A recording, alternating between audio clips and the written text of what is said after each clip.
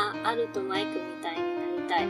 でも電話してくれない。オークランドとブックレンドから世界チャンピオンバーチャルプローズ始まるよ。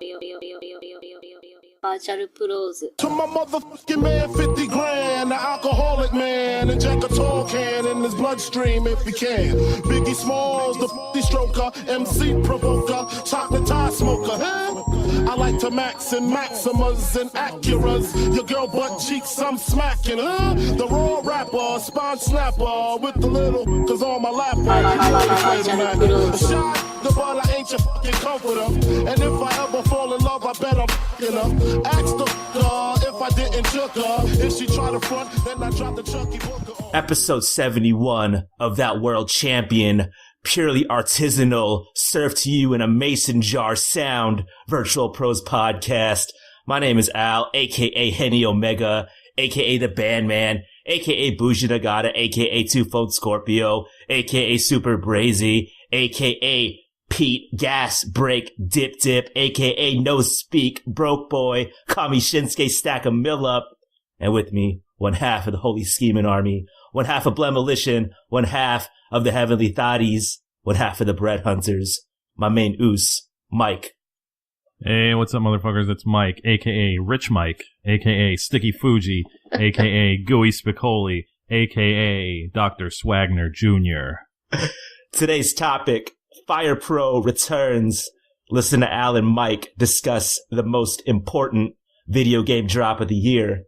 Hit us on Twitter and Instagram at VRTL Pros. Hit us on SoundCloud. Hit that heart. You know I like it. Hit us on iTunes. We just hit 60 reviews. Leave some more. And subscribe if you haven't already. And if you want to participate, email us at virtualpros64@gmail.com. We got some emails, Mike. You mind starting off with that first one? Sure, the first one's from DC. It says DC here, aka Road Warrior Caulk, aka Clit Eastwood, aka LaFemme Nikita Koloff. That's gross. One, Japanese wrestling used to be mysterious, and I think I no longer view it as that. I think part of it is accessibility, but I also think part of it is the high quality video, or high video quality of the footage today. I feel the grainier the content, the more mysterious the content. Am I tripping? 2, question for you and the other fans. Which TV shows did you start watching due to A, it coming on before a wrestling show, and B, it coming on after a wrestling show? For example, Murder, She Wrote used to come on before Primetime Wrestling Raw, Primetime Wrestling / Raw during the early 90s, and as a result, I would catch the last 15 minutes of the show each week. I eventually became a fan and started watching the show. Did this happen to anyone else? And if so, which show?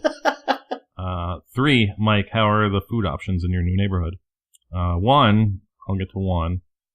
I think that plays a little part in it. I think for me, it was always it was more mysterious because you can't just like look what's next. Like you can't easily fast forward on a videotape and like see what's going on while you're fast forwarding, basically. So and you know, it's also not in English, and match lists were kind of janky back then, so that always made it more mysterious to me, not so much the video quality. What about you, Al? So I rewatched King of the Deathmatch 95 on VHS, and I don't know, there's just something about watching this shit on like, I don't know if it's like its native format, but like there's a total like experience to watching VHS, in my opinion. Like you can't replicate it like watching it on your laptop. Like the speed's different. Like you're not so compelled to like fast forward or like divert your attention somewhere else. I don't know. It just might be me being an old man, but it was just more special to watch that on VHS for me personally. Yeah, man, I'm pretty stereotypically nostalgic in a lot of areas. I've mentioned on the show before. I think I spent a lot of time watching old commercials on YouTube. Yeah. But the one thing I'm not nostalgic about is like, even when VCRs were the only thing out, I'd always just be like, man, one day there's going to be something that's way better than a VHS tape. And I've never looked back since VHS tapes became not the thing anymore. Like I do not mind a clearer picture, that's for sure. Number 2, I can't say there's any shows that I started watching because of wrestling. There's stuff like I would never know Silk Stockings was a show if it wasn't for Raw. I can't remember what used to come on before ECW on the sports channel where I grew up, but I remember watching that because sometimes it would be late or sometimes it just wouldn't be on, and so I'd watch a lot of bad sports stuff, but that's about it. I mean, you don't want to talk about our proposed Chrisley podcast that we were going to do like a year or two ago? Yeah, I'm that was in the works. Chrisley maniac now. I can't get enough. Yeah, love that show. Yeah, nothing before a wrestling show. Come on, did you really watch Murder, She Wrote and you became a fan of that shit, DC? Is that a lie?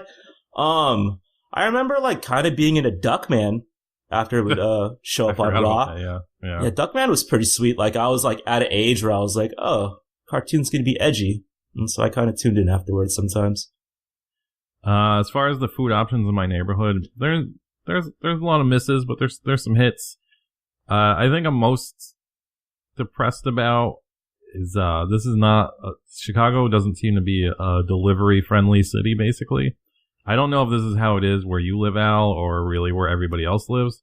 Yeah. But basically, every single spot you can get delivered has a crazy delivery fee. And that's not a thing in New York. Like, there's some places that have, like, maybe a couple bucks, but most of them are free. So, like, here it's like, at least at the very minimum, you're paying $4 extra, but it's usually more than that. And so that's kind of a bummer that I don't have as many delivery options as I used to. Yeah, for us in the Bay Area, you're starting off, like, at a $3 delivery fee. On top of that, they have minimums, so you're not just going to skate away with getting like an appetizer. You got to over $30. So I mean, so like I just rather go eat out personally. Yeah, that's the thing. So between that and tip, it's just like, fuck, man. So like, it sucks because in New York, I'm never like, well, I have to rely on the places in my neighborhood to eat, and this kind of is like that unless I want to take a train somewhere. So it kind of got old real quick. I'm already used to all the old haunts already. So, but whatever. Al, next email. Yeah, sure. This is from Eric, titled, What Promotions Have the Best Merch Overall? Hello, Tim from, wait, this is another podcast. You're not getting no free advertising on this motherfucker. They posted a picture of BJW's badass shirt for this year's Psycho is best in Japanese. Tag League. And it's like this front and back of like some really crazy design. There's some light tubes on there. It seems like every BJW shirt I see makes me want to watch way more BJW so I can justify wearing their cool t-shirts, unlike most other wrestling promotions whose shirts I just want to burn. So what wrestling promotions do you think have the overall best merch game? Eric, aka the Macho Man, Rand Paul's neighbor. In terms of best, I think New Japan has the best merch. They dropped, the Tanahashi cockroach tee, which I'm absolutely buying like at least 2 of, even though I think it's printed on foil. And, that's the worst choice, I think, for t-shirts. Like, you can't wash them. They're just gonna end up shitty if you try. But I'm glad they did it. Stardom has really weird merchandise. And I like how they go all out. I think a couple years ago they did this Kairi Hojo times Popeye collaboration, and that was a little weird. Yeah, I guess New Japan to me has the best merch promotion-wise.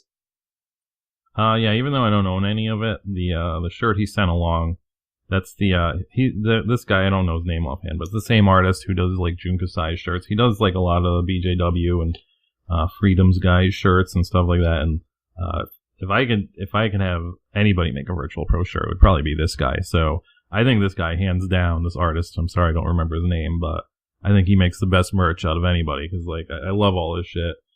And yeah, so that's not really promotion, but the podcast that sent you to this Eric is spot on because that shirt's pretty sweet. Next email is from George, entitled Japan Funk and Wrestling. What's up, guys? Been a while since I wrote in, but cheers for still reigning supreme amongst the Graps podcast game. Thanks. Anyway, I recently purchased a collection of Japanese wrestling themes, all of which are decidedly funky. This seems to be the usual deal, and when it comes to the entrance music from New and All Japan during this time. Now, given that I dig Japanese funk and wrestling, I wasn't complaining, but I wanted to ask the Virtual Pros their recommendations for most fire funk themes used by Japanese wrestlers. There seems to be a lot of LPs out there, so curious as where to hit next. Thanks, as always, for the content. Hope Mike finds another box of Brody shirts in a box somewhere so I can finally cop one after sleeping the last few times like an idiot. Cheers, George, a.k.a. Fiend Ambrose, a.k.a. Rudy Milmascaras, a.k.a. Paystax Calhoun. I don't really know many themes offhand because I did not watch 70s and early 80s Japanese wrestling, but I've said it on this show before, and my favorite theme of all time is Milmascaras, and other people have used it since Milmascaras, but the song Sky High by Jigsaw, which is definitely a little more disco than it is funk, but that is definitely my favorite theme song. You can get that on a 45 for relatively cheap now. It's you'd probably get it between 10 and $20, no problem. And it has the old-timey All Japan theme on the B-side, so I'd recommend picking that up, George, if you don't have it. I think that 7-inch has gotten up in price a little bit. But yeah, the B-side, you got to speed up a little bit because, like, it's a really slow march, this version. But it's the NTV theme. It's pretty sweet. If I had some Just Blaze chops in my repertoire, I think the Antonio Inoki theme, although not funk, like, those horns are incredible. And so, like, if I could, I'd make that a beat. Also not funk. Akira Hokuto's theme's incredible. Sorry, George, for not answering your email, but those are my favorite Japanese themes. Sorry, dude. Next up is from Scott. What's going on, Scott? Titled Japanese Fans. Hi, Al and Mike. Hope you're well. I'm in Japan at the moment, and lucky to be checking out a few wrestling shows over here. Saw the Takayama Mania benefit show last night in Korakuen Hall. This group of Japanese behind us, this group of Japanese guys behind us were hilarious. They're clearly shit-faced before the show started and were yelling and chanting for the older guys whenever they came out for guest commentary or on the video screen. They went crazy for Akira Maeda. They dropped their drinks at least 3 times, and when the Korakuen staff came up to mop it up, one of them had the balls to give the guy his bag of rubbish and cans to take to a bin. That's fucked up. There was a moment during the show where I guess people that donated extra money got to present flowers to the teams during the main event. I don't have the greatest understanding of the language, but I'm pretty sure they were yelling for Kabashi to come down and chop them. They were pretty funny, but I reckon the people around us thought they were obnoxious. So my point is that whenever you hear from some nerd that all Japanese fans are totally respectful, that's a damn lie. These guys were the smarkiest of dorks. Still, it was kind of funny. Also, not to drag this out too long with an essay of an email, but I was in a cafe in Sugamo, and they were playing soft acoustic versions of songs, and they played the Rochelle Jordan version of Shouty that you guys use every now and then during the intro. Not being a huge hip-hop guy, I thought of the podcast first. As always, thanks for the laughs. Scott B, a.k.a. DB Dudley, a.k.a. Hibiscusu, Western Australia.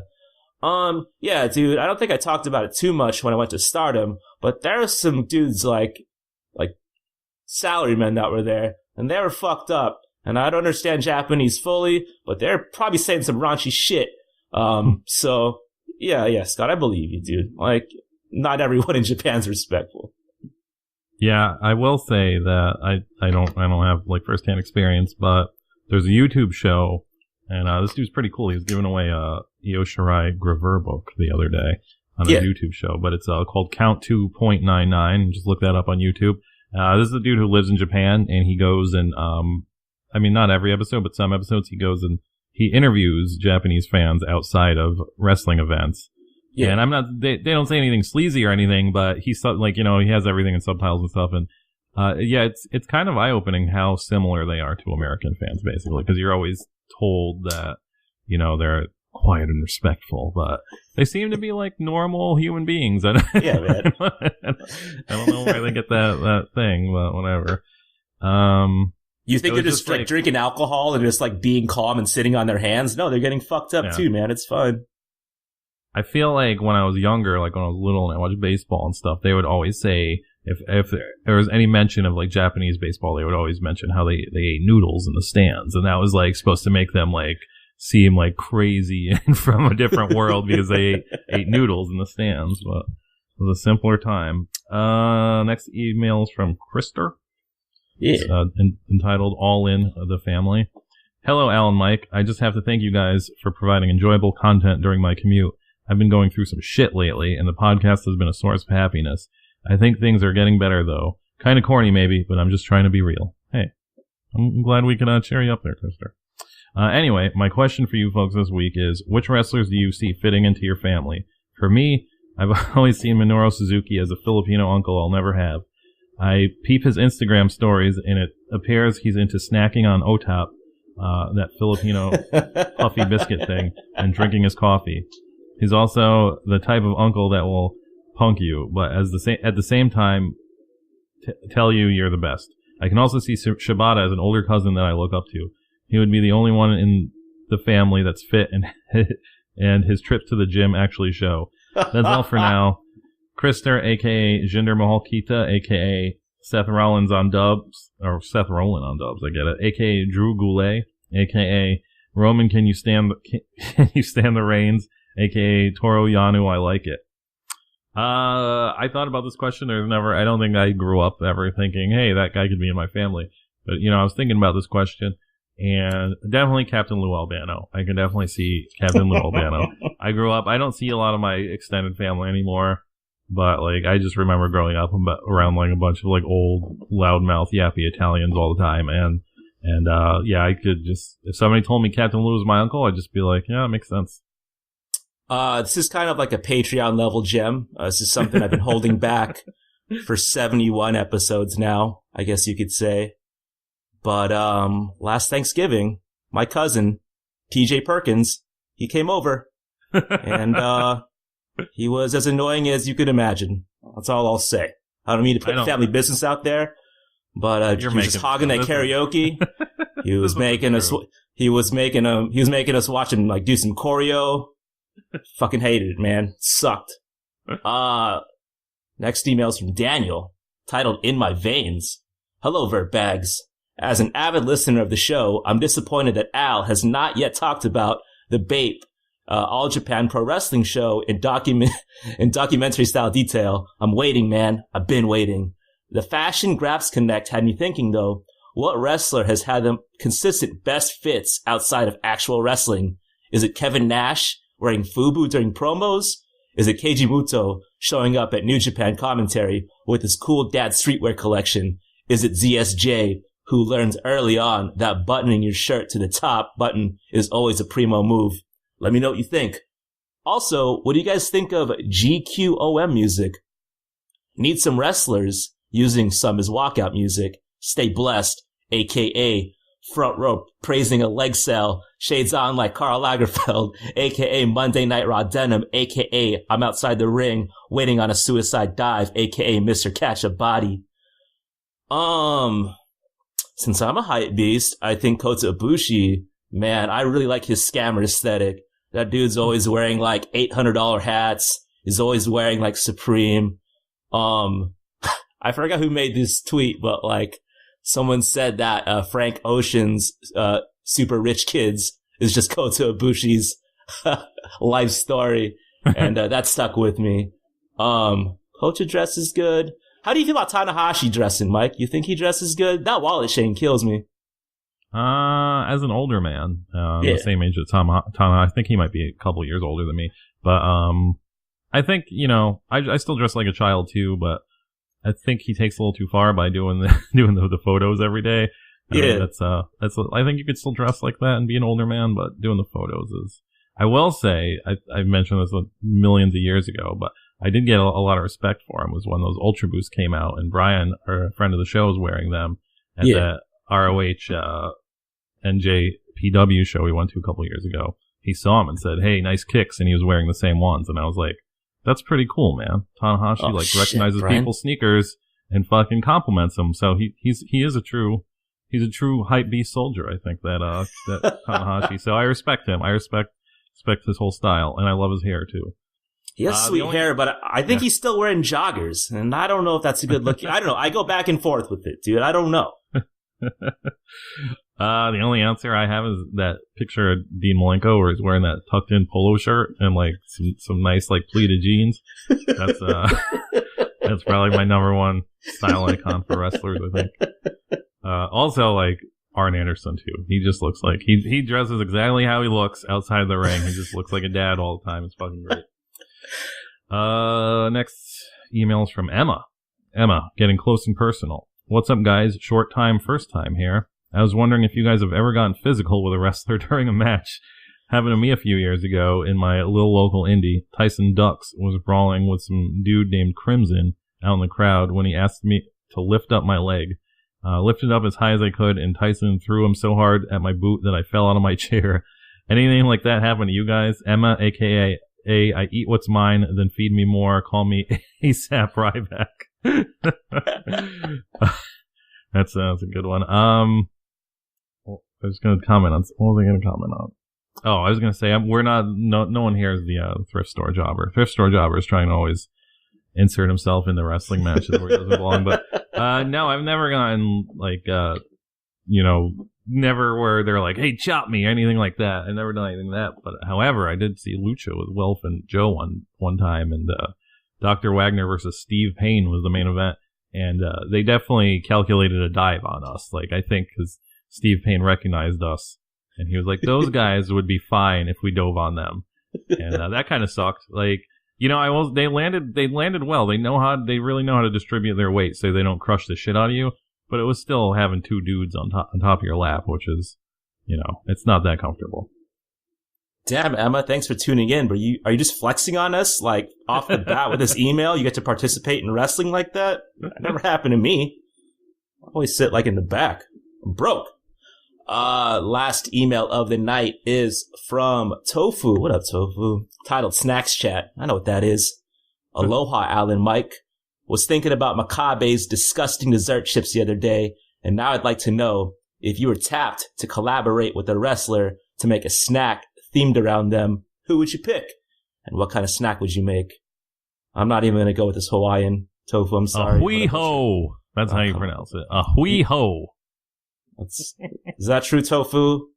If it's not, you just let us know. Tofu, a.k.a.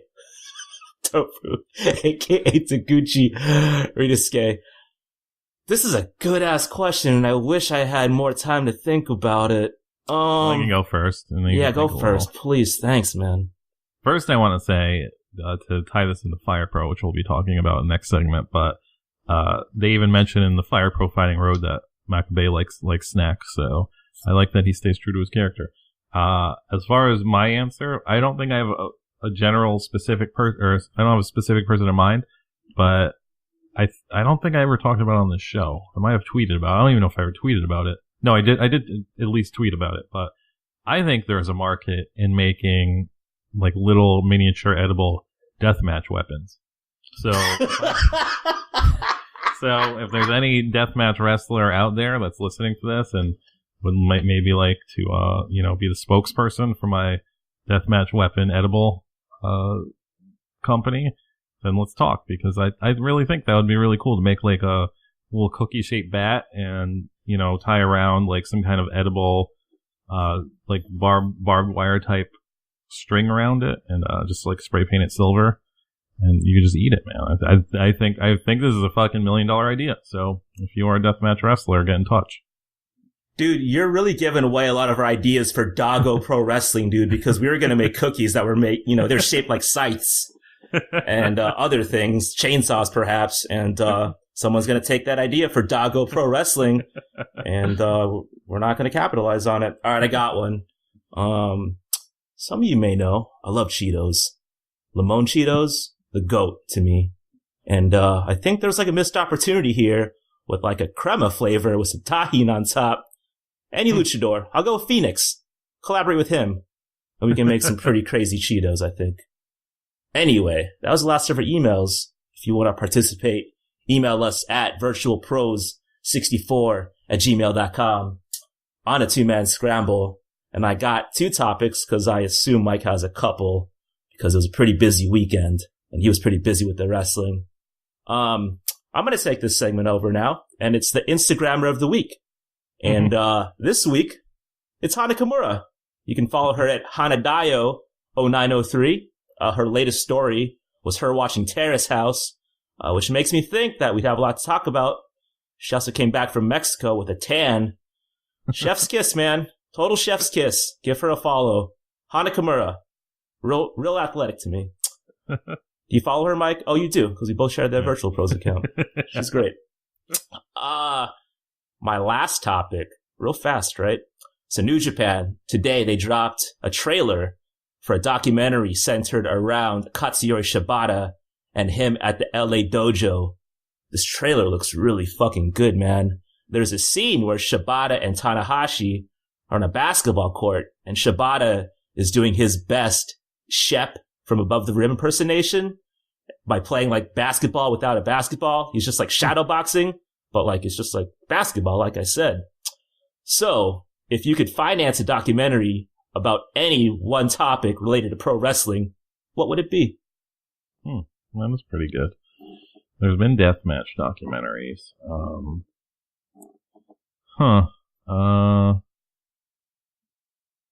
I don't know. It's, I like historical shit, but I don't know. I'll go first. I really think that Stash and we really should do a rise and fall of FMW. I'd watch that all day long. It'd be like a 10-part series. I know Bahu's around. He can help us out with that. I made this joke like a couple years ago, I think, but I would really love like a mini series about customer service for WWE Shop, because they must get the wildest calls and the wildest like returns. Like, this belt extender, you guys need to make some new ones. Like, it just doesn't fit. I'm returning this. I could only imagine. Related, I would also love like a behind the scenes look at their t-shirt designs. That would be nuts. Yeah, I guess, FMW is the first thing that was kicking around in my head, but I don't want to say that. And, I think the two is the one thing I've, writing my zine about that's perpetually on hiatus is all about Survival Tobita. So I don't really want anybody to make a documentary about that unless they give me credit and base it on my zine. So I gotta wait for that to be released if it ever happens. I don't know, man. I get distracted really easy. I'm doing all these projects. I just can't help it. But no, I mentioned on the show. Now I should get my ass started on finishing it.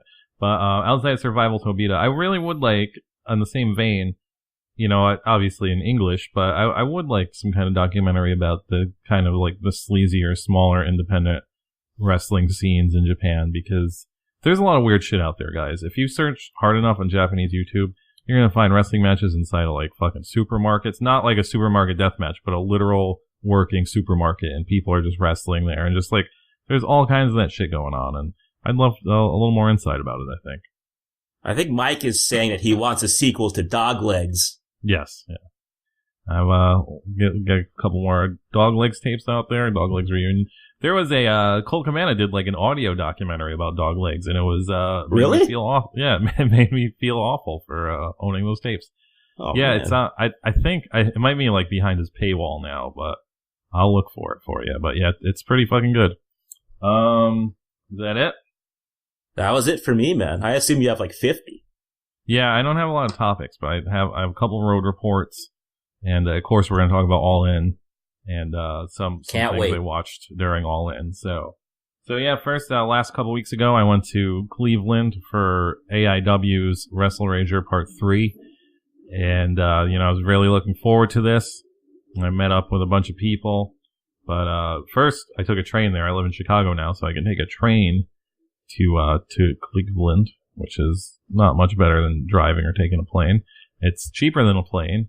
It's much more awkward than driving, because you're usually with people you know when you drive, and not on a train when you have no friends that want to take the train with you, so just go alone. I learned a interesting thing about the Cleveland train doing this, Cleveland Amtrak. They only pick up or drop off trains. There's only incoming and outgoing trains between the hours of midnight and 7 a.m. So you are never arriving in Cleveland or leaving Cleveland during like regular natural hours. Like it's real creepy shit. And it's like the train station has not been updated in I don't even know how many years. They don't even have like electronics in it. It's just like a straight up like fucking wooden board where they put like, little plaques to tell you what's going on. It's some real old timey shit, man. Like, I know, like, if you have a train station that only operates between midnight and 7, you probably don't need to upgrade it, but you gotta at least put some electronics in there, man. It's some real it was really like just being transported back to like 1984 and trying to figure out how to take the train. So I don't know. Step up your game, Cleveland. Outside of that, a couple of years ago now, a little over a year ago, me and Al were both in Chicago at the same time, and we discovered something called Whirly Ball. And I actually got to play Whirly Ball thanks to Pat. He's a listener, Pat. He booked this way in advance when I first said I was going to Cleveland months ago. So he booked his Whirly Ball, and it was me and the old thrift store jobber and Pat, and Steve was there, listener Steve. He was there, and I got to play Whirly Ball, and it was I would say it was a lot different than I expected. Everybody that has played Whirly Ball, I guess, like even the owner of this Whirly Ball said the Whirly Ball in Chicago is different because people are like dicks here, I guess, and like really violently try and fucking hurt you and shit. So I think that just translated to like more bros play Whirly Ball in Chicago because that's what I'm just assuming. Yeah. But this was like I was picturing like we would go and it would just be like a full on bar where there's just like a room at the end that's where you play Whirly Ball, and then there's like fucking 8 million TVs with sports and shit. But this was just like a straight up, we were the only people there. The owner was keeping it open for us to play. And the Whirly Ball court, or whatever you want to call it, the field, which is just a bumper car rink, was just like way bigger than I thought it was. It wasn't full size basketball court, but it was like a little over half size basketball court. And you know, that's a lot bigger than I was. For whatever reason, I was just picturing this tiny room. And I was also picturing that you use like lacrosse sticks, but it's more like highlight sticks. So you aren't like violently swinging fucking sticks at people. Yeah. But yeah, it was super fun, man. Like you just like go around in fucking bumper cars and trying to shoot a ball into like a pseudo hoop. And it was super fun. If I lived in Cleveland, I would probably join a Whirly Ball league because he said that was a thing. Wait, so can you drink there or what? Did you play like inebriated? It was. I mean, I'm always inebriated, but no. Oh, cool. But no, like it was like straight up official. Even though we were just some fucking piece of shit, like there was like a referee on call, and he like reffed our game. And so there was like it was like time, like there was a scoreboard and shit. So it was like time and halftime, and then you could drink, and then we go back on the court and then play, and then at the end we drank some more. So you couldn't drink while you're playing or smoke, as Doan said he once did 10 years ago or something while he still lived in Cleveland, or 15 years ago. There's no more smoking on the field. But yeah, it was super fucking fun. It was like, I also thought it was something where like for some reason I thought it was something that was like $2, but it's a lot more than $2. How much was it? It's $165 an hour. So you're supposed, well, no, not per person. Yeah, I know that. It seems like a lot. It does seem like a lot, but the thing is, you're ultimately supposed to have 10 people, 8 to 10 people. So when you put it that way, like we only had 8 people, so it's like $20 a person. It's not. That's not too bad. Yeah, you spent fucking $20 on way dumber shit in an hour, man. Like, so yeah, I mean, it was definitely worth it. For whatever reason, if you're in Cleveland and you have enough friends to play Whirly Ball with, you should definitely check it out. But then the next day, we actually went to AIW. Sorry.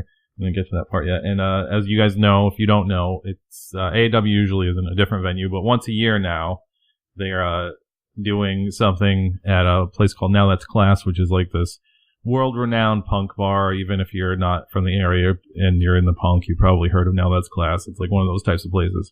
And they set up a ring in the backyard, and they do a bunch of shit. And that actually just reminded me that they said that this was originally supposed to be an all-day thing, and they were supposed to have bands play. But they couldn't book it for all day because they had an artist or DJ coming in at like 8 p.m. And I think he played that weird music that Daniel or whoever it was mentioned in that email.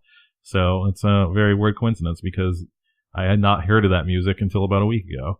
But anyways, so it was. I went last year too, and it seemed pretty packed last year. Like I was like, this is a real decent crowd. This is like a decent amount of people. I don't know, it was like twice as many people at that time, but it was at least a quarter more people this time. Like it was super packed this time. And that made it a little tougher to get drinks and stuff, but it made for like a great crowd. Sabu was there. I have a feeling, little prologue, I guess, a little tease, a little spoiler alert, is that whatever AIW podcast they cover they cover Wrestle Rager on. I'm gonna assume they're gonna have at least a few good Sabu stories from what I've heard, and I'm not gonna spoil that. So yeah. But Sabu was there, and he's one of the few wrestlers I would like consider getting a picture with. But he was just set up in the bar, so it was like super dark, and I was like, I'm not gonna fucking get a $20 photo with this dude and like in shitty lighting. He's looking all old, and his woman is there, and it's just like, so I didn't do it. But I sort of regret it. He's also selling signed chairs for $50, which is a super fucking big racket, but whatever. But yeah, I mean, I didn't do it. I sort of regret it, but whatever. I'm not gonna really talk about the wrestling, guys. You guys don't really care about that shit. It was really fun though. Like, it was a really fun show from top to bottom. Like, it was, I mean, I've been to so many good wrestling shows this year, so I don't know if I can say it was the funnest wrestling show I've been to, but it's up there for sure. I'm going over my notes. Oh, I saw a couple people wearing the pervert shirts, which is pretty. I should have introduced myself, but I was being a weirdo because I was a little high and I don't want to talk to people. But like I was pretty surprised because I cut off the sales of that shirt around 30, so I wasn't really expecting to ever run into anybody that actually wore it in public. So to see two people wearing it in public was a real big surprise in the same place. So shout out to you guys because you really shocked me wearing that shirt in public. So I just want to set the record straight because I think Thrift Store Jobber got all the credit for this, but Joe and Welf were also there, and Joe brought a guitar all the way from Albany, New York, to be used in the main event for Weird World to smash the Duke with. And somehow Thrift Store Jobber got all the credit for this, so I just wanted to give Joe his props on a podcast, so people know. I met a bunch of other people. I met Justin, who listens to the show. I met Max, who listens to the show, and Justin's wife, I guess, or girlfriend, Heather. They were all really cool. I doubt Heather listens, so that doesn't matter. But so that was cool to meet them. I'm going to see Justin in a couple days at the GCW thing. All the Justins we met, man, solid folks. Yeah. Shout out to the Justins out there. I was about to say, yeah, I met another Justin too. The guy who does Wrestling Cheers podcast, which is like a podcast that covers Cleveland independent wrestling, which just means AAW. So, and Thrift Store Jobber is sometimes on that too, making a big ass of himself, taking credit for shit that he's not supposed to take credit for. But anyways, also, I am very, very humbled and shocked and surprised by how many people that don't even directly follow us on Twitter know of the Rycap. I met tons of people who were like, "Oh, you're the Rycap guy." So I'm not even the Virtual Pros guy anymore. I'm the Rycap guy, it's a weird lot in life that I've dug myself. But you know, what are you gonna do? So Welf made two real bold claims. Welf, a friend of the show, talking about it a lot, but maybe you're a new listener. He's kind of a bozo. He's a goon. He's a friend. He made a couple bold claims at this show. He was drunk and a little high, probably. So you know, it happens, but. I don't know. I don't even remember how this one started, but I just want to put it out there that he said that he could do a standing drop kick, no problem. And I was like, sure, dude, you can't, but you know, I guess. Do you think Welf could do a standing drop kick? Like, no, right? How tall? Well, he plays softball. He's fairly athletic. He probably has some hops. How did he put it? Welf said it's essentially just jumping up and laying down in the air. And if you put it that way, maybe. You know, you gotta fall too. Like that's another part to the standing drop kick. Like you just don't do it and you fall nicely. Like you gotta learn how to do that part too. He's not doing like a Doug Furnace drop kick where he's gonna do a moonsault afterwards. I just think he's just gonna throw one, and I think he could. Yeah, dude. But if you just threw your legs up in the air and you're just gonna fall like on your fucking hip or something and hurt yourself, that's like you have to learn how to fall too. I don't know. I think it's one of those things like, for people who are Kissing Contest listeners, you've probably heard the story before, but Sawyer from Kissing Contest once said to me, like we were watching, I was making him watch wrestling, and he just said this. It wasn't on a show. It wasn't for entertainment. I was like, do you think you could run into the ring like John Cena and just like slide into the ring? And he was like, yeah, sure. And I was like, dude, no, you can't. Like, you fucking cannot do that. You're like half the height of John Cena. Like, you would just fucking kill yourself trying to do that. But you know, so I feel like the standing dropkick claim is up there with that. But Listeners, what do you think is more athletic, running and sliding into the ring or doing a standing drop kick? Email us, virtualpros64@gmail.com. I'm curious. Dude, that run I could sliding. What? I think I could slide into a ring, no problem, like right now. Dude, it's one of those things you think, but when you're approached with it, like doing like John Cena so seamlessly, you're just gonna fucking hit yourself in the dick. You're gonna hop up too late and just fucking destroy your groin. It's either I slide into that ring like I'm stealing second base, or I just break my kneecaps like Vince McMahon that one Royal Rumble or some shit. Either or. The other thing that Welf said during the the wrestling is there's a very young wrestler for AIW named Josh Bishop. He is a dude who looks like, maybe one day body wise, I'm a body guy. So body wise, he's like one of those guys who's like built like an actual WWE wrestler where he's like a young boy, but he's like already like 6'4" and like kind of buff. So, yeah. So like apropos to nothing, Welf is like, man, that guy has a body. I used to have a body like that when I was his age. And he was like, man, I'm going to start getting into shape, man. I'm going to get into shape. Next year, I'm going to come back and I'm going to look just like him.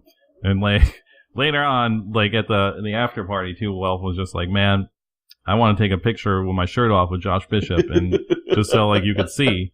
I was like, okay, man, whatever. And then I know Josh is a younger dude, so I was like, he's probably not coming. I don't even know if he's old enough to come to the after party. So I was like, whatever, dude. And, sure enough, like after a while, I see Josh Bishop standing there and I was like, we're going to get this settled right now, Welf. We're going to go over here and we're going to take a fucking picture with this dude with you guys' shirts off. And like, so I made Welf come over there with him, but he pussied out. He wouldn't do it. He was like, Welf, you coward. I mean, for the record though, like when we proposed this to Josh Bishop, he was also a bit weirded out by the proposal, so I wasn't gonna push it. I wasn't gonna push it after that. So that's just like, but I really wish I had that photo, man. Like I wish I had it so fucking bad. But so that then after night was over, I'm sure I missed a bunch, but I don't want to make this podcast a million hours long. But the next day we also went to Old Wrestling, which is old with an E at the end. Yeah, it's like a thing. Like I think they do it like a few times a year. And I didn't really, I've seen clips of it, I heard about it, I didn't really know what to expect. It seems like one of those things to me that could either be kind of fun or kind of like really like the Doggo Wrestling Federation pretty much. So I wasn't really sure.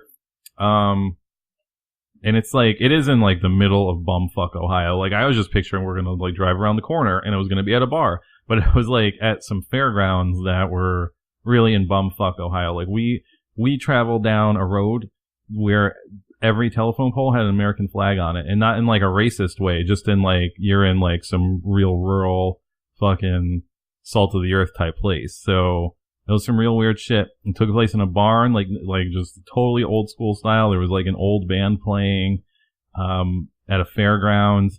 It was like really, really way more well done than I could ever imagine such a gimmicky wrestling thing to be. It was so well done. Like all the wrestlers are in their silly characters.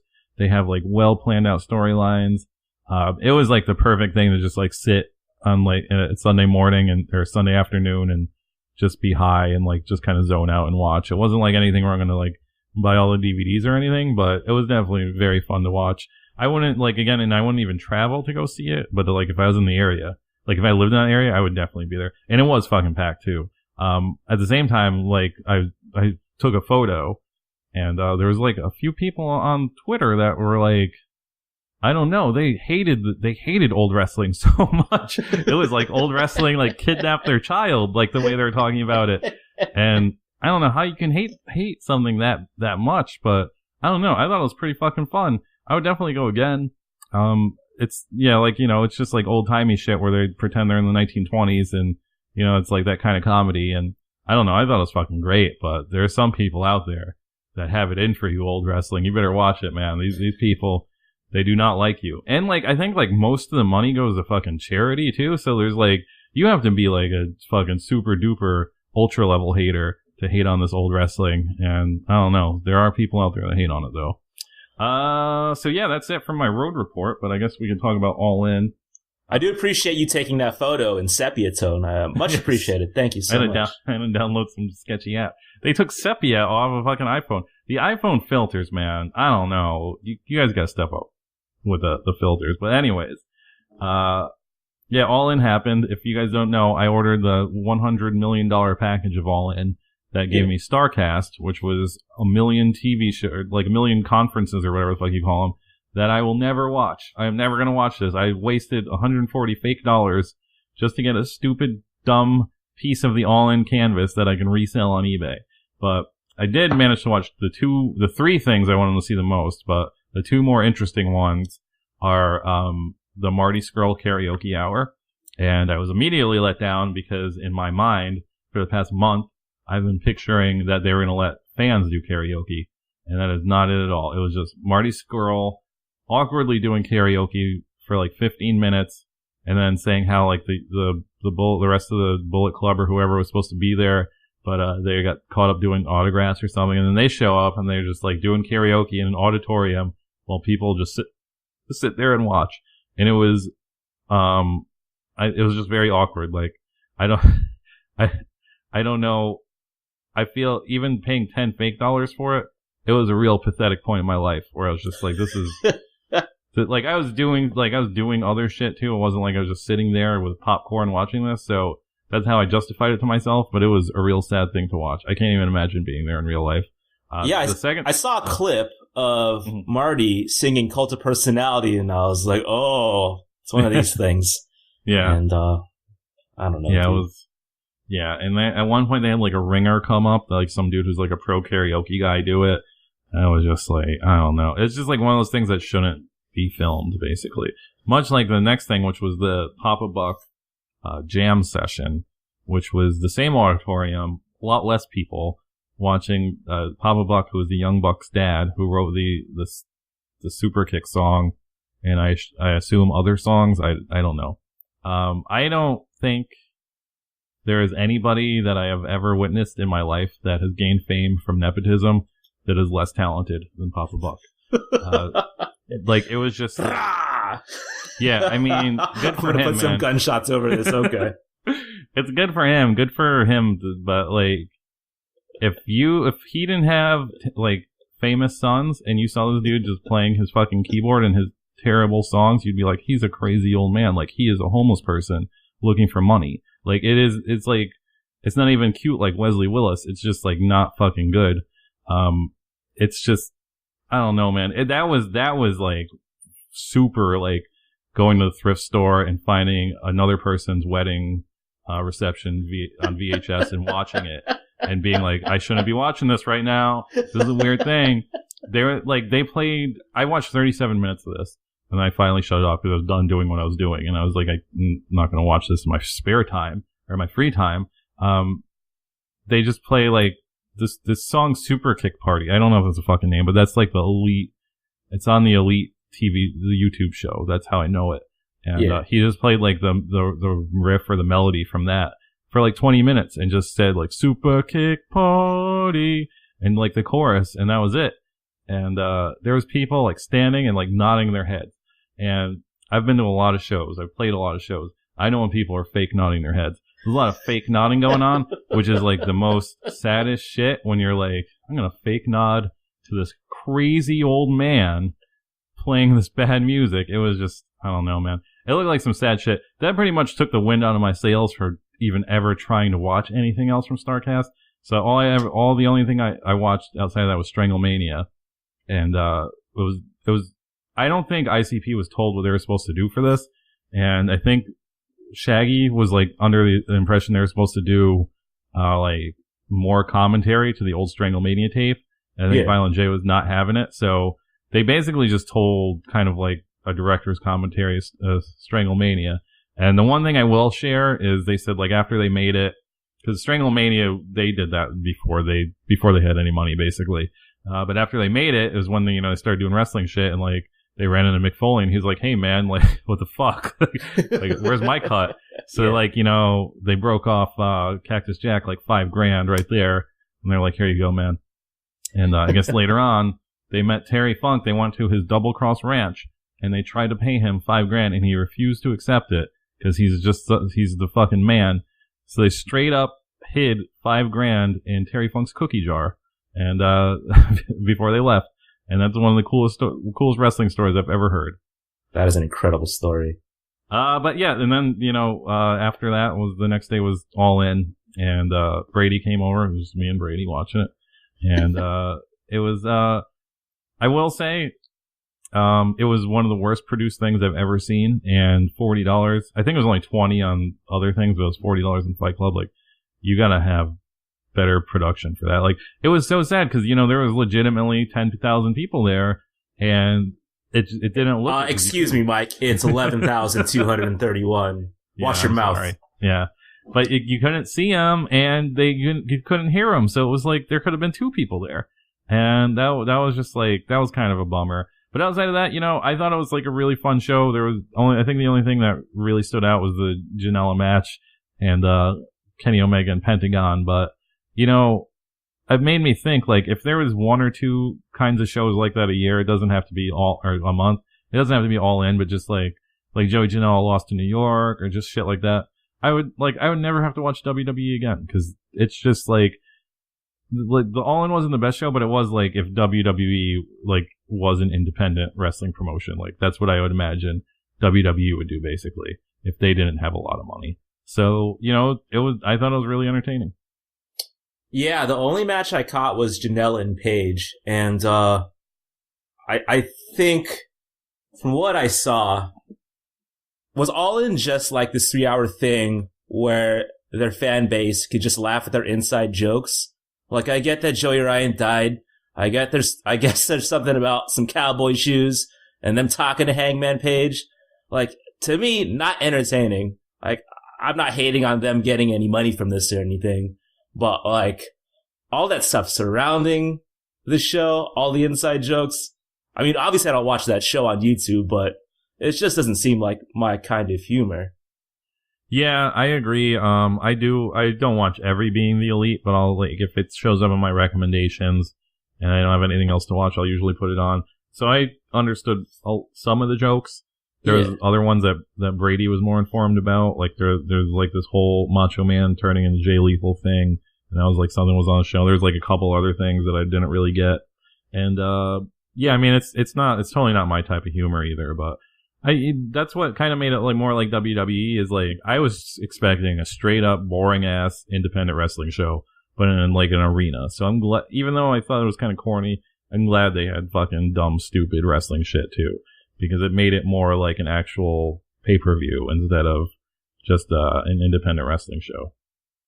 I think the story that I read of Okada just saying "fuck that shit" when they told him to wrap it up, is pretty great. But I guess I'll finish it. Like, I think a lot of people that I follow had some good things to say about the show. I'll finish it for sure. It's definitely, at least the Kenny Omega Pentagon match is worth watching. All right, is that it? Yeah, that was a long one. It's gonna be a long hanger, guys. Strap it in. Next up, Fire Pro Talk. I know you're excited about it. Please stay tuned.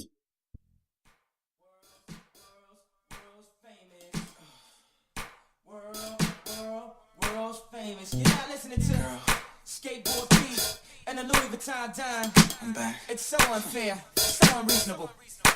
Let's go. I must have hurt your feelings. My temper hit the ceiling. You know I wanna talk to you. Get a beat. Oh God, come on. But maintain this living. Come on. Cause I know that not giving. Come on. You know I got lots to do. Oh girl, come on. I know this party ready. But you know I be busy. That's why I can't talk long from. Oh girl, come on. So hurry if you with me. No, I won't for your pretty. It's like when I get home. And when they love you, it's gonna be your patient. But one baby girl, you and me. Action, that's a hit to me. Charles, look how she gets to me. She might be mad at you, but she did to me. Tell me how you love me. No one can't put none of one. You deserve a verse from me. We gon' party like it's our anniversary. And we're back with episode 71 of that Virtual Pros podcast. Today's topic, Fire Pro returns. This game dropped, was it last Friday? It's actually Fire Pro World. Fire Pro Returns is from 2005. I've been saying returns the entire time. World, you're right. But Fire Pro has returned, so you're not in. Not all the way wrong, just sort of wrong. Anyway, so we've had a couple days to absorb it. I think I just unlocked that trophy where I got 50 appearances, which I assume I've simmed 50 matches. So I think that's enough experience for me to talk about this game. I think we're going to talk about what we like about it, what we don't like, and some of our wish list items for it. Before you start, though, Al, yeah, I did want to ask you. So you just said simmed. Are you a person who only sims Fire Pro? No, that is insane to me. Like when I was 15, maybe. Yeah. No, I'm out here playing, man. You sim matches like that? You just sit back and just watch the computer fight each other? Okay. No, I'm just in the Fire Pro Club group on Facebook, and they all were like acted like you were like a fucking leper if you actually played Fire Pro. And I was like, is this like the general sentiment of the world? And I took to Twitter and I started a poll, and that finished in last place. It was pretty much tied with people who do both. People who play were an overwhelming victor in it. But yeah, like I'll usually play most of my matches unless it's like if I just want to test some shit out, then I'll just sim it or whatever. But it is cool to sim stuff and upload it to YouTube because it's so fucking easy now. So I guess that's one of the things I like to not get ahead of myself. But yeah, I just wanted to make sure you weren't one of those people. No, man. Like, I know Twitch is, like, popular because people like watching other people play video games, but I'm the older brother in my family, and I always played, so, like, for me just to watch, a little foreign to me. I do. When I do play the promoter modes, like, when that mode comes out, I will probably only sim it, though. So, That's wild as hell. So I guess we'll start off with what we like. I'll go first.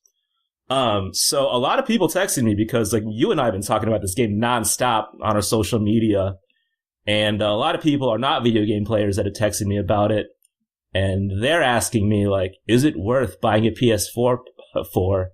And I think one of the things that I liked about this game is that it's not a full $60 release. I think it dropped at $44.99 MSRP, which means to me it's going to be like $19 in 2 months. I could have waited, but no way.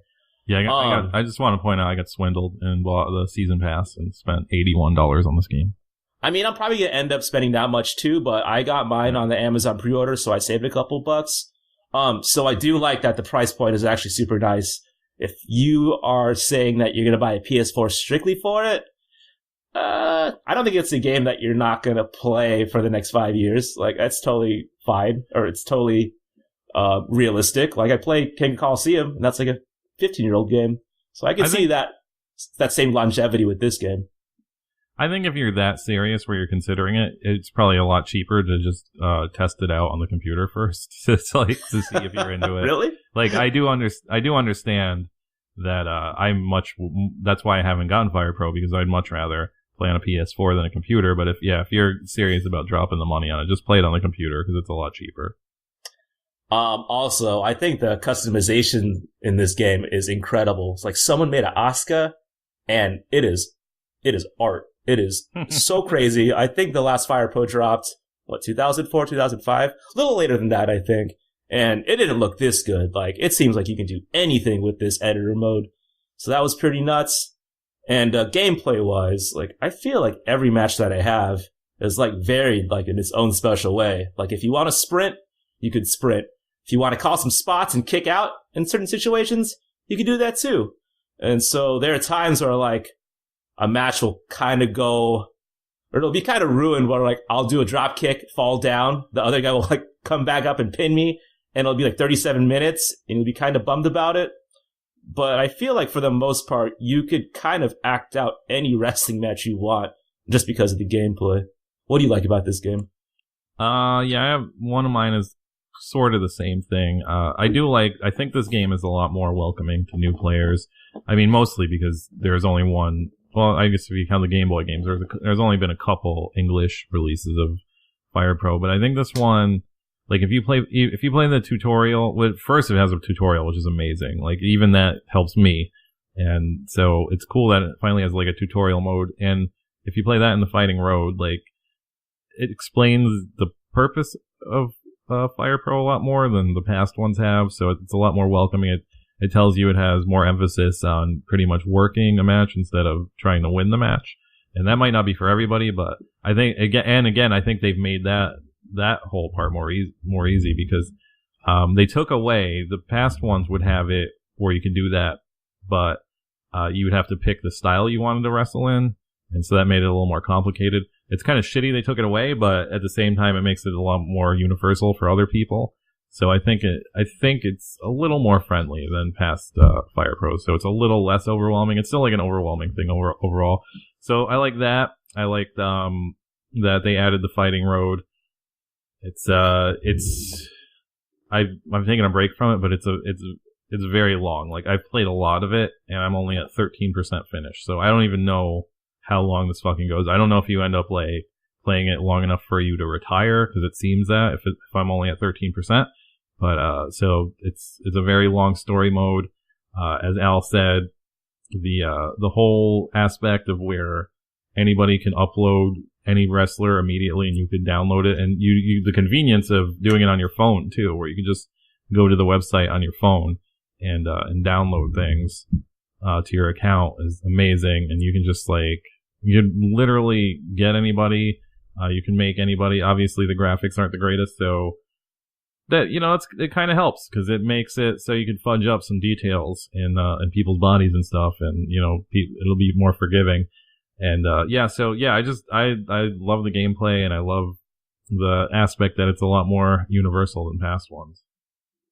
All right, so I feel like this is where like we're gonna push up our glasses pretty hard and talk about the things we don't like. I have one really big one and like 50 little ones. I'll keep the little ones kind of short. Dude, the netcode in this game, it is terrible. It's 2018. I could play Rocket League and make the most like minute moves and it'll track perfectly. I could like camp out like in the grass and just snipe somebody. No problems. I could like, I don't know. Games these days online, it can't be like this. Like we were playing a 3-way dance. It was me, you, and a friend of the show, Matt. And the way like the frame rate dropped and like the way the controls got so laggy, like it's kind of unacceptable. I hope they like patch this soon, but who knows? Getting to things that are like super nitpicky. Why is there no like default button for turning a front grapple into a back grapple? You have to make that an actual move. I hate that shit. Like the way to like get someone into a back grapple if they're laying down is you have to go to their feet, turn them over, and then walk towards their back and pick them up. That's never happened in pro wrestling. So that always ruins the illusion for me. Hate that shit. I also think like the animations for like high flying and dives, it always looks so floaty to me. Like everything else, like the striking in this game, the animations are super crisp, but like diving onto the outside, it just looks like they're floating. It might be like that isometric view that like fucks with my, I don't know how it looks, but I can't handle it. Those are my two big ones, but this front grapple, back grapple thing, major issue. Hope you patch it soon. I would also agree about the internet part. I unfortunately mentioned this on Twitter and other points, and basically the answer I got is, you should be grateful there's a Fire Pro. And we are very patient. It's been broken on the computer since it came out. Yeah. And I'm like, what the fuck are you talking about, man? Like, Friday the 13th came out, and that game was buggy as hell, and people were like, you'd go to their fucking Facebook, and they'd have 900,000 comments in 4 minutes. Where is, like, people bitching about Fire Pro to get them on, like, fix the fucking online, man? It's like a huge component to games in modern. I can do the old-timey graphics. I don't give a fuck.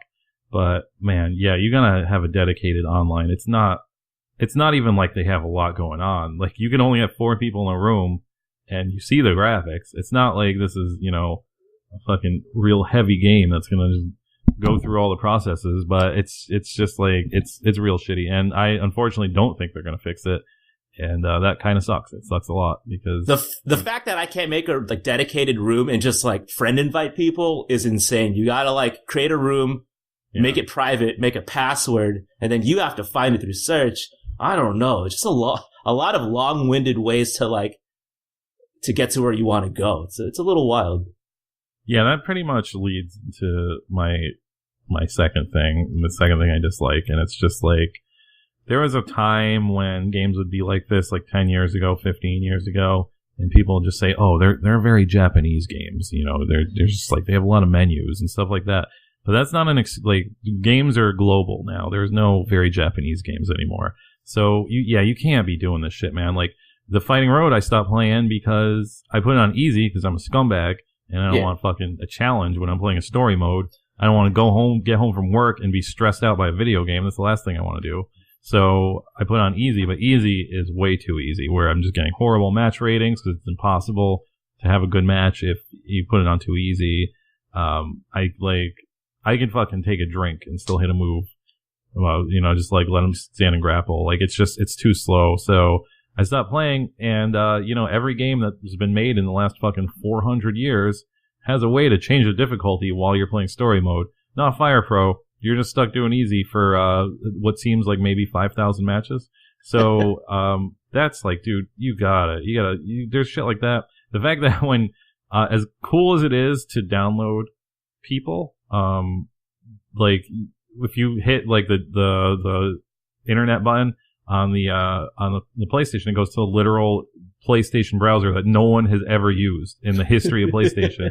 And so it is complete, like, you can download people on the PS4, but it's such a task. So you have to go to your phone to do it, or a real computer. And that's the other thing.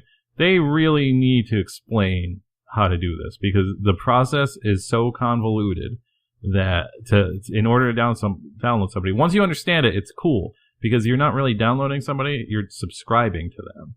So once you put them in your game, which is a convoluted process, and it's very annoying, once you do it, like, anytime the person who made that guy updates it, then you get that update too automatically. So that's pretty cool. At the same time, it sucks because you can't change their names, and I don't mind playing with a bunch of characters with their names in Japanese, but I'd rather have them have English names because it takes me a little while longer to find them.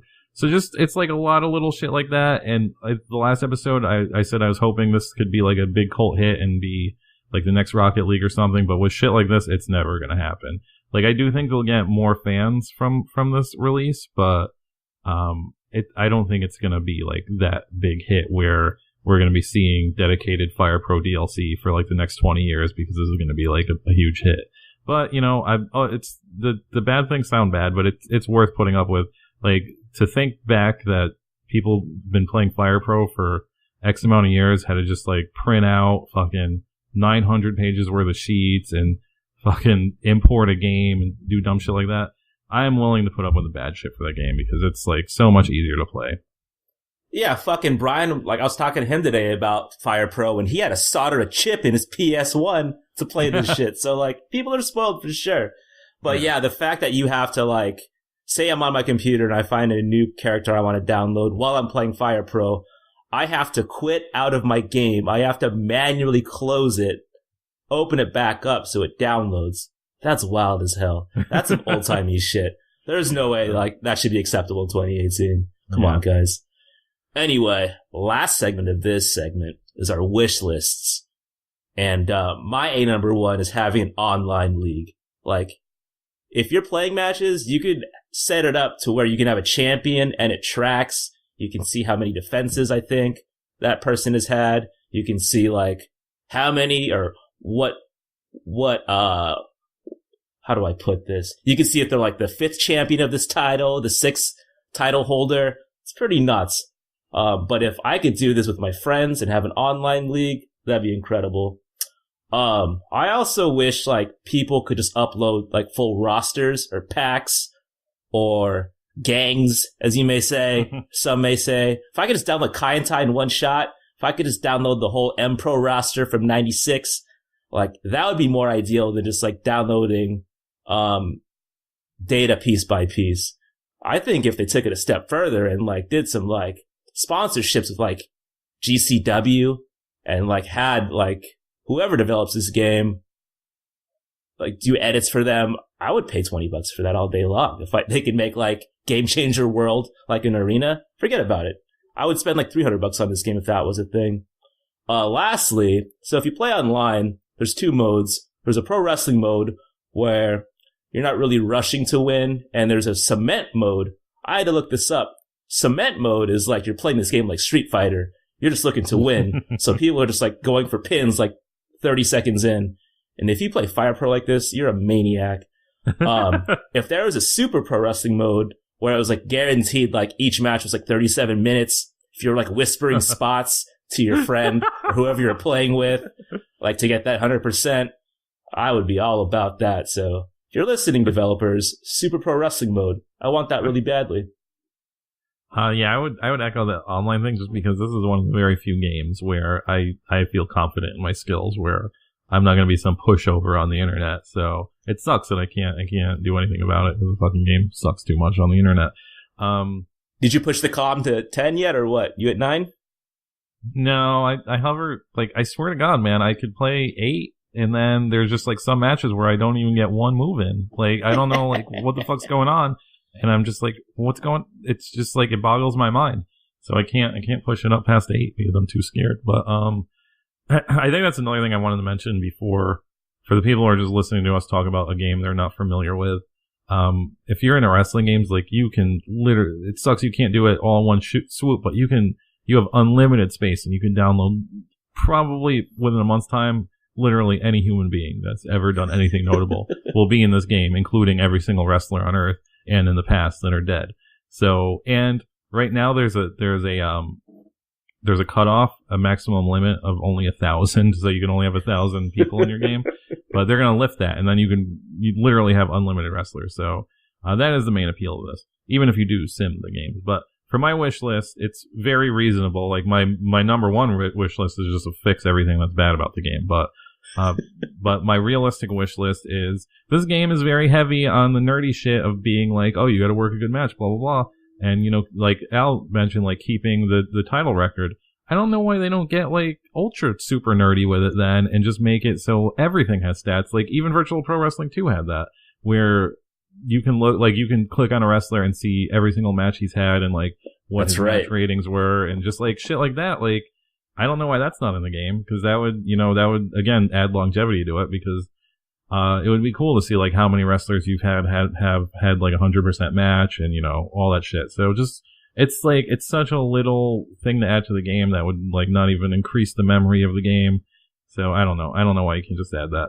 And the other thing is kind of tied into that, and I don't know what the promoter mode is going to entail. I assume it's going to kind of be like a mixture of the last two promoter modes they did. And so this isn't quite like that, but the one decent idea that WWE 2K games have is their universe mode, where you theoretically could run, like, it's like you're the promoter of WWE, but the game is so fucked and broken that you can't really do it unless you're a fucking maniac and you want to spend hours fixing everything that's wrong with the mode. But that would be really helpful in Fire Pro, where you can't. I feel like you could do this in past Fire Pros too, but you can't even, like, create an event in this game, and that is, like, PS1 shit for other wrestling games. So if you were able to, like, create, like, a weekly show and book it and stuff like that, that would definitely add a lot to the game. I'm hoping that's what promoter is, but I'm sure there's probably, like, a time limit on promoter. But yeah, those are my two big wishes. Guys, email me or DM me your PSN IDs. Maybe I'll add you. Maybe we'll play. Anyway, up next, the mixtape, the world famous mixtape with Boss Rutan, Kawada, PCO, and Samoa Joe, also Kenta Kobashi. Please stay tuned. Little Miss I-N-D. Independent? Are you seriously spelling that for me? Yeah. Little Miss I don't need. Need? Yeah, no, I don't need you. Oh no. Little Miss, this ain't free. No, nothing's free. No. Little Miss too pretty. Yeah, we know. Ooh, ooh, ooh. A woman like you that I want, but you're crazy. When you look, it's amazing. Woman like you that hold you down when you ain't shit. Keep it real, never fake it. Little Miss, if you don't, yeah.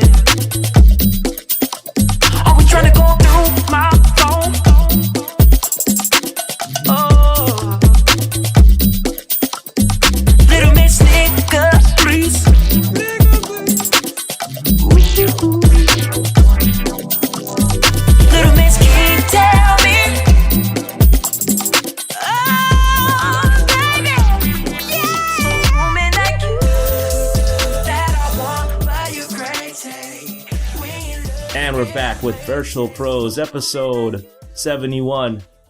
If you want to watch this mixtape, search for it on YouTube. Virtual Pros Mixtape. It'll pop right up. You can subscribe. I think now Mike set it up to where once we add a match, you'll be notified via Twitter, so that's kind of special. Anyway, I picked two matches because it's kind of been a thing on our timeline these past couple of weeks about Inokiism. And the thing Mike and I have said time and time again, between the years 2002 and 2006, wrestling was kind of dead out here for both of us. And so, this entire era, completely ignorant about. So I thought I'd put myself on game. So I reached out to, I guess, a personal sage, Hanzomon, on Twitter. And I was like, listen, what should I watch? And he gave me some recommendations, and that's what I went with. The first match I'm going to talk about is Toshiaki Kawada versus Kazuyuki Fujita, New Japan Pro Wrestling, the G1 Climax, 8/14/2005. I think this match was also on someone that follows us, Denim Assemblage. He runs this site called the Forgot Inokiists. He also has a post with all of Shinsuke Nakamura's MMA matches, and that's God's work, dude, so thank you. Mike, do you know anything about one Kaz Fujita? No, he's a guy I only know from Fire Pro, so it's very thematic. Yeah, I know a couple things. I know Fujita kind of looks like Japanese Tito Ortiz, which is kind of unfortunate. I also know he almost beat Fedor after socking him in the head. It's a really lucky shot, and that'd have been the most incredible upset in MMA history at the time, because Fedor was fucking people up in Pride. I also think there was this one match with Vanderlei Silva where Vanderlei just uses his head like a soccer ball. That's pretty fucked up. I believe, so this match, it starts off, they introduce Kawada, and I think that's Taichi as his second, which is pretty funny. Yuji Nagata, he's quartering Kawada in this one. Or sorry, Fujita in this one, so a lot of throwbacks in here. This match clocks in at under 8 minutes, and I'm guessing, with this short time, we're about to see some sprints to some violence. And my guess is right. So off the bat, we get some pretty gross elbow exchanges, and it's pretty fucked up, man. They're really throwing these elbows. Kawada's, he does this sell. In my head, I always call it the I'm super groggy because I woke up sell. That's one of my favorite sells of all time in pro wrestling. There's a lot of great knee lifts, a lot of great near falls in this match. It's real short. I liked it a lot. Some strong violence. It's a strong recommendation for me. What'd you think? Yeah, I don't really have much to say about this match, so I will say that, like Al said, I missed this time period, and I didn't know what Inokiism was just because I read Chris Charlton's History of New Japan book, and I remember reading that part and just being like, this sounds fucking awful. This sounds like the worst shit ever. And so once I saw people talking about this on the internet a couple weeks ago or whatever it was, I was like, this has to be trolling. I've never seen it, but just from what I read, this sounds like the worst fucking shit. This match isn't the worst. This match is pretty good. I like this match. As I mentioned, I only really knew Kaz Fujita through Fire Pro. I did read his Wikipedia page after watching this, and he does have a pretty interesting history. He did start in 1993 or something, but he didn't do anything in New Japan until 1999. So he had a long period of not doing shit, and then he flip-flop back and forth between this and MMA. So yeah, it's just he lost the belt in a 3-way match between him and Brock Lesnar and Masa Chono. Who even knew they had fucking 3-way matches back then? Just a lot of weird shit went on during this time period. Yeah, there's a lot of knee moves in this match. Way more knee moves than kicks or punches or anything. And we need more knee fights. We need a lot of more knee based fights, because that's a really hard part of the body that you get fucking hit in the face with a knee. It fucking hurts. So more knee fights. More fights like this in general. This match is a G1 semifinal, and it's 8 minutes. And we need more shit like that. We mentioned it for the past few episodes, but the New Japan is cool, and there's a reason they're gaining popularity. People like this epic wrestling style. But it would be nice every once in a while to have a match like this still. I know that's not their style anymore, but just work it in there every once in a while. People would be shocked by it, and, they would talk about it and shit. So, Yeah, just do a semi-important G1 match and have it go 8 minutes. See what happens. Here's my thing. This is why I'm into this, because, like, I forgot who said it, but, like, this Lord of the Rings style, like, wrestling, like, I don't think every match has to be 31 minutes just because, man. Yeah. And so, like, these sprints where it's, like, 9 minutes, and they're, like, really, really fucking each other up for those 9 minutes, I might enjoy that a lot more than, like, these long-winded matches. Yeah, I mean, honestly, with New Japan, I only watch the big matches now, and they're good. They're fucking usually perfect matches, but it's like, it would be nice every once in a while to have something that's, you know, not the same 20 minutes of slaps before you get into, like, the finishing part of the match. So yeah, that's pretty much it for my notes. This is a pretty good match. I like this. It would make me kind of revisit this stuff. I wouldn't be in a hurry to do it, but I would at least watch some more stuff from this specific time period. My first match of the night is PCO, or at the time Jean-Pierre Lafitte versus Bret Hart. I chose this match because fuck, why did I choose this match? You okay, Mike? Yeah, no, I think it just PCO's hot right now, and I always heard about how he had this match with Bret Hart once, and it's so great. And it's like one of those things when you just have that one thing that people mention you about. It's probably not that great. But that match, unfortunately, is not on the internet. It's for free on YouTube. So I did the next best thing and found some match that they wrestled on Raw at some point that somebody fake titled 1995 Match of the Year. Even the original match that you're talking about didn't win Match of the Year, but so whoever misleadingly titled this is an asshole. But this is a Raw match, and I was like, man, fuck, what if this is like some unsung gem of a match and we discovered it and we could talk about it forever. So let's do this match. And it made me also think, do you think there's ever been a porn actor named Bret Hart?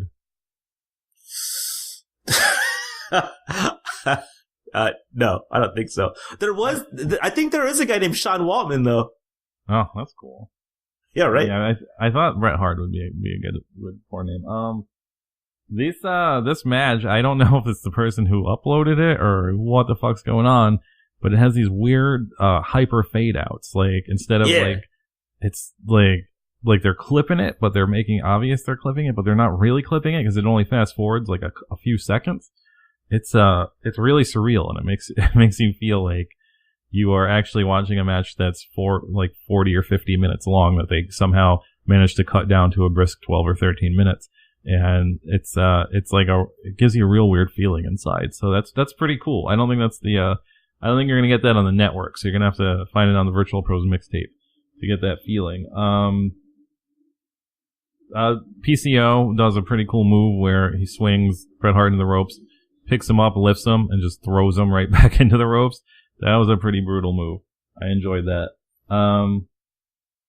This match really reminded me that people tend to forget that there was a point here and there where Raw actually had good matches on it, where you would sit down and watch Raw and be like, that was an actual good wrestling match. It's been many years. I think they did it in the early 2000s for a little while too, but it's been many years since you watched Raw and actually enjoyed the wrestling matches on it. I don't know how people can watch Raw and think it's a good wrestling match anymore. You can watch it, it's fine, but none of it's ever good. At one point, PCO does what looks like a frog splash headbutt. I don't know if that was planned, but that's real dumb. I also found that there was a little too on the nose that his PCO's finisher, he was supposed to be a pirate at the time. He wore an eye patch, which symbolized he was a pirate, which is the cheapest way ever to just symbolize somebody as a pirate. And his finisher was apparently called the Cannonball, which is, that's a little too on the nose. But this is actually a very good match for Raw. The crowd's into it. It's a great match. I'm not one of those people that revisits television shows for good wrestling matches, but it's a pretty good match. It's definitely, I think it's worth watching. I'm gonna correct myself. It's not Sean Waltman. There's a guy named Shawn Michaels, but he spells his name Sean. Shout out to my Vivid boys out there. You know who you are. It's gross. We're all perverts. Anyway, my first note is PCO. He does this strike where he punches Bret Hart in the head with two hands. And I'm wondering if that move is in Fire Pro now, so I can give it to every wrestler on my roster. It's so fucking good. 2-hand punch in the head? It's crazy. He then does like this hip toss into a clothesline, which was like really slick. Like I remember back in the day, like I wasn't really watching WWF at this time, but like I always thought PCO was like pretty good, but I didn't remember him being this good. So I guess he's always like kind of ruled. This match is clipped, but like you said, there's like these weird fades and it feels like a dream sequence almost. And it makes me think that like, yeah, was this match 54 minutes long on Raw? Like, right into me. I don't know. That's crazy. Why was this clipped? Just show me the whole thing. Anyway, yeah, like Mike said, it was a pretty good TV match. Bret Hart, he takes a fairly king-size beating, and both teams played hard. My last match of the night is Boss Rutan versus Koji Kanemoto, New Japan Pro Wrestling, 10/26/2002. Mike, do you know anything about Boss Rutan? Yeah, man, it's Boss Rutan. You know about him. Pride fighter. He's the announcer for a while. I know all about Boss Rutan. He has that radio show on Grand Theft Auto, I think. Always cracked me up. Oh, yeah. He does those self-defense videos. Was it Pancrase? Yeah, man, I was tripping out, though, at young Daniel Bryan, and I think that's Rocky Romero playing second to Boss Rutan. That was pretty cool. I guess there's a theme, apparently, to these Inokiism matches, and it's that they're fairly short, which is something I can get behind these days. So apparently, Boss Rutan, he had a total of 6 matches in New Japan, and this was his last one, so I'm assuming it's his best showing. And so off the bat, this match starts off with Koji Kanemoto. He takes down a very accomplished martial artist, and I'm like, all right, wrestling's fake.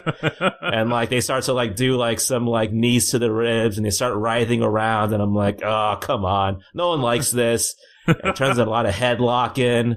Like, admittedly, like there's some pretty slick like groundwork from Boss Rutan, because like that guy like for real knows how to fight. I like this. Like, if it's 12 minutes, I wouldn't like this if it was 37 though. So like, I guess like this amount of like crawling arounds, I'm with it.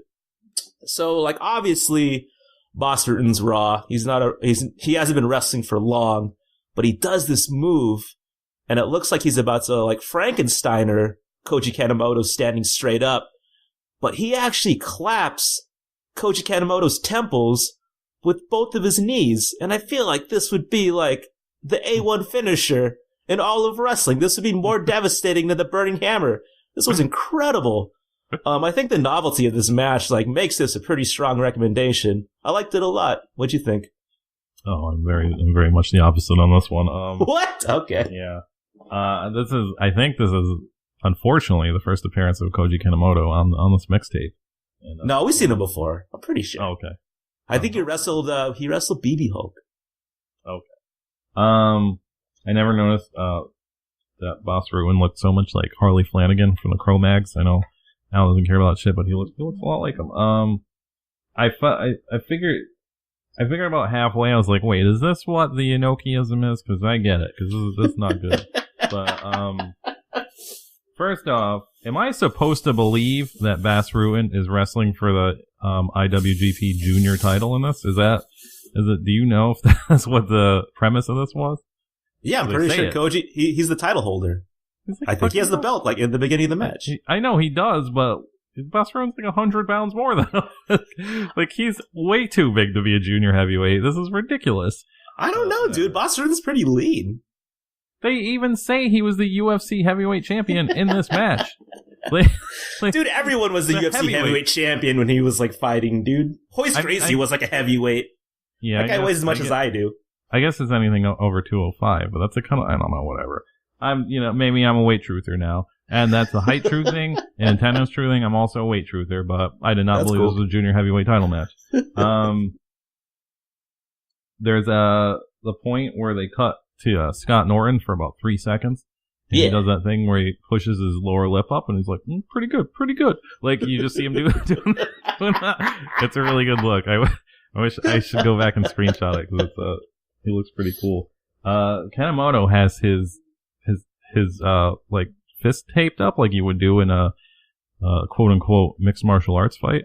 But it looks like maybe he did it himself and he watched like a real bad tutorial on YouTube on how to do it. Because it looks like he just like made mummy hands for himself. Like it's just like, it's a real bad job. He should have somebody else do that for him.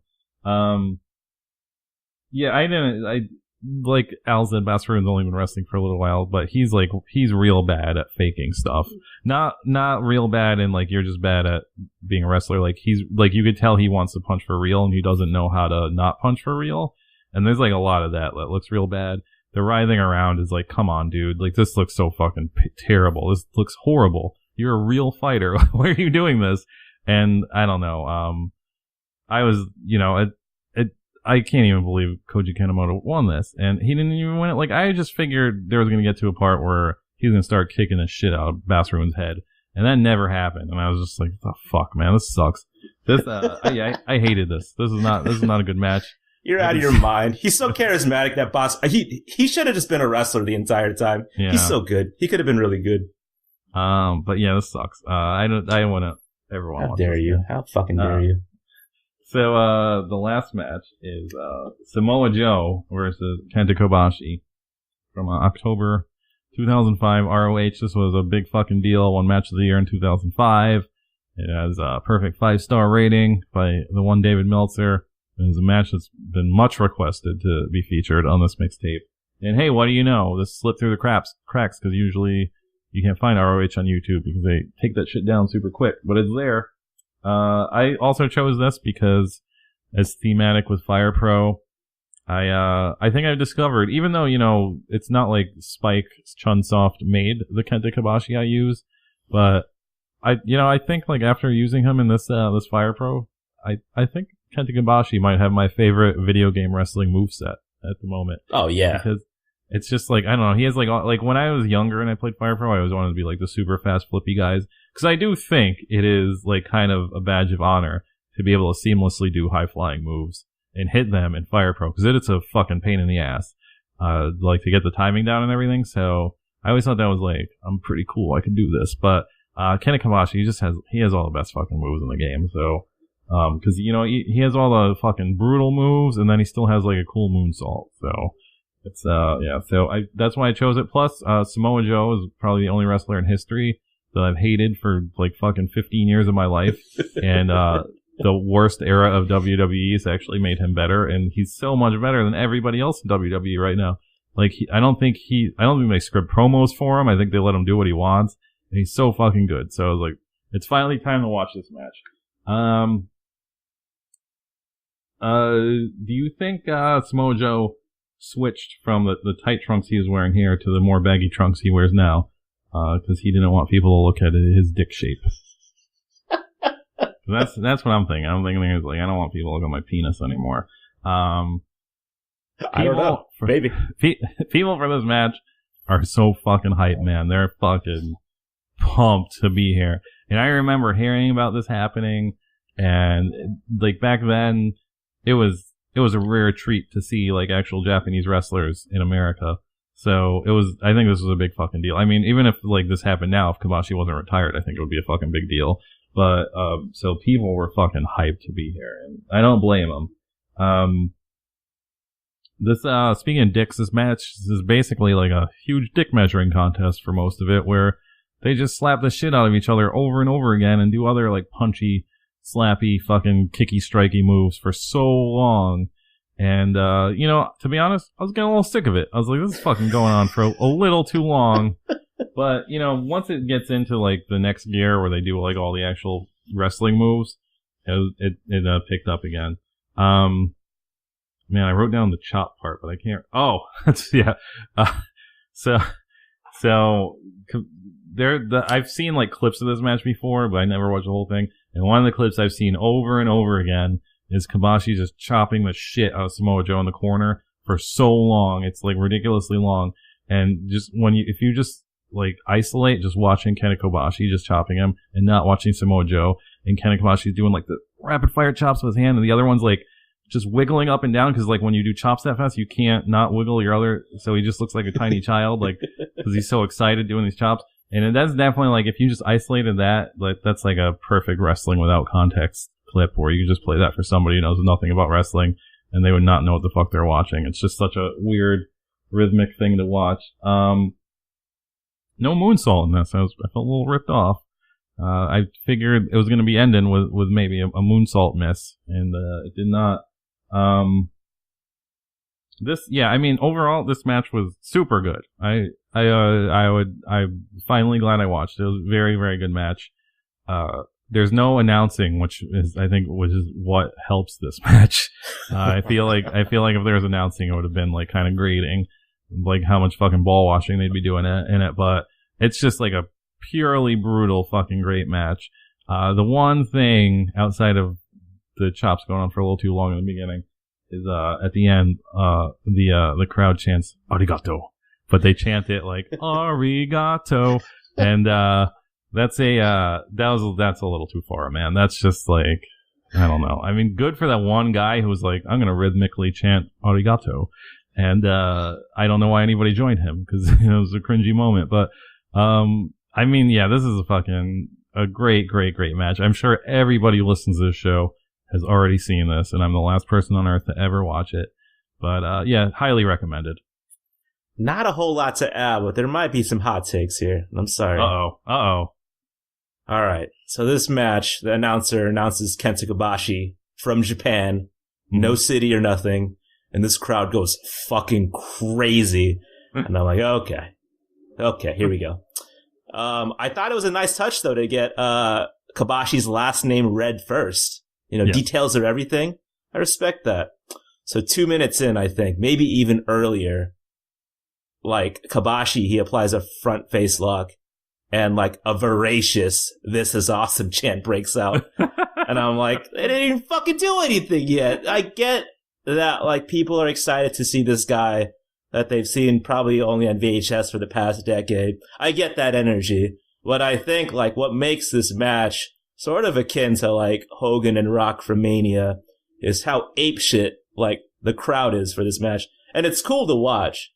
Like, so, I know this got match of the year, but, like, Mike, do you honestly think this is, like, top level Kenta Kobashi? I don't think so. Do you?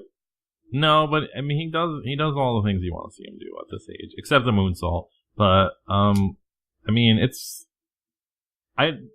that's why I never watched this match, honestly, because I was like, yeah, whatever. It's just gonna be they're gonna be jerking each other off the whole time. But I do think it was a lot better than I expected from him.